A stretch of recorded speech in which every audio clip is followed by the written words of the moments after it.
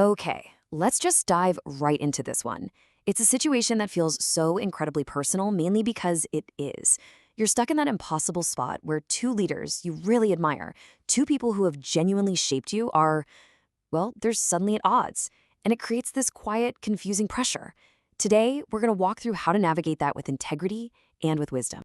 And this question, man, this just gets right to the heart of it, doesn't it? It's that little voice in the back of your head. It's that loyalty tug of war that makes you feel like you have to pick not just who to follow, but who you now have to be against. And it just feels wrong. It's a unique kind of heartache. It's almost like being a kid when two spiritual fathers in your life are suddenly not on speaking terms. And you're left just sitting there right in the middle, trying to figure out a story that isn't even yours, but one that deeply, deeply affects you. So let's really break down what's happening here. If we're going to find a way through this, we first have to understand why your position feels so tense and so difficult.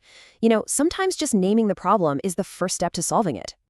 This is it right here. This is the key. You weren't in the room. You don't have the emails. You haven't seen the text messages. You don't know the full history. All you see is the result. Two people who used to share a stage now won't even share a sentence. And that huge gap in your knowledge, that's exactly where the pressure to pick a side really starts to build. Okay, so now let's dig a bit deeper. We're going to go from just feeling this problem to actually diagnosing its source code. There are basically three hidden fault lines running under all this tension, and once you can see them, you can avoid them. First up is this idea of borrowed offense. It's that really subtle temptation to adopt someone else's pain as if it happened to you. It's hearing a story secondhand and getting furious on behalf of your leader. You basically end up inheriting a fight that has a whole history you were never a part of. And that borrowed offense leads directly to the second fault line, the party spirit. This is the danger zone.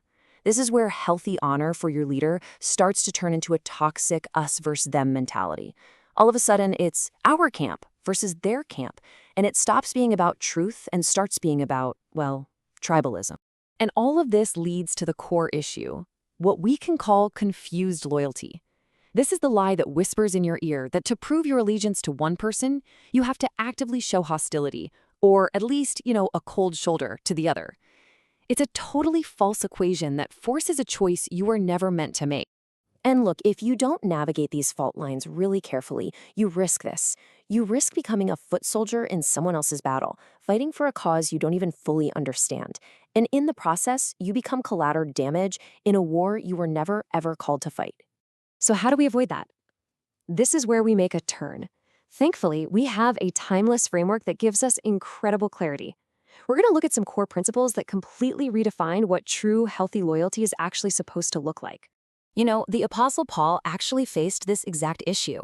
The church in the city of Corinth was breaking up into fan clubs. I follow Paul, while I follow Apollos. Paul's response was so sharp and so quick. He asks this piercing question to remind them that their ultimate loyalty was never to a man, it was to Christ. Is Christ divided? That one question just cuts through all the noise. And just look at these two examples.